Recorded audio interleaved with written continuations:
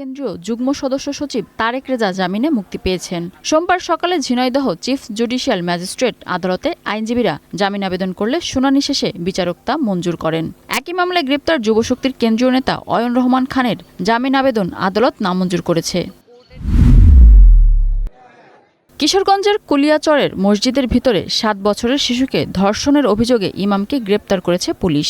স্থানীয় সূত্রে জানা যায়, রবিবার জোহরের নামাজের পর শিশুটি মসজিদে ইমামের জন্য খাবার নিয়ে যায়। এ সময় একা পেয়ে শিশুটিকে ধর্ষণ করে ইমাম মাহবুব উল্লাহ। শিশুটির চিৎকার শুনে এলাকাবাসী এসে তাকে উদ্ধার করে। অভিযুক্ত ইমামকে আটক করে পুলিশে খবর দেয় তারা। পরে পুলিশ গিয়ে তাকে থানায় নিয়ে যায়।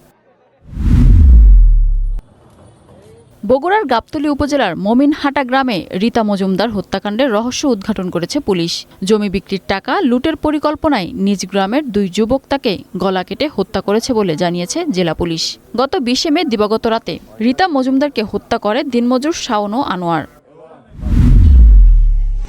নরসিংদীর রায়পুরায় ইয়াসমিন ওরফে সুমন নামে তৃতীয় লিঙ্গের এক ব্যক্তিকে গলা কেটে হত্যা করা হয়েছে।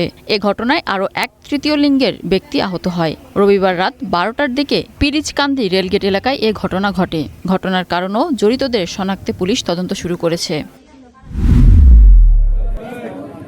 নাটোরের লালপুর সড়কে ডাকাতির সময় 3 জনকে আটক করে গণপিটুনি দিয়ে পুলিশে সোপর্দ করেছে স্থানীয়রা। বৃহস্পতিবার ভোর রাত 3:30টার দিকে ব্যাটারি চালিত একটি রিকশা ভ্যান নিয়ে উপজেলার চাঁদপুর এলাকা থেকে নৈশকোচে ঢাকা থেকে ফেরা যাত্রী আনার উদ্দেশ্যে কদিমচিলান বাজারে যাচ্ছিলেন ভ্যানচালক তাহের। পথে কদিমচিলান চাঁদপুর আঞ্চলিক সড়কের মাঝামাঝি এলাকায় দেশীয় অস্ত্রধারী কয়েকজন ডাকাত তার গতিরোধ করে। চালকের চিৎকার শুনে গ্রামবাসী এসে ডাকাতদের গণপিটুনি দিয়ে বেঁধে রাখে।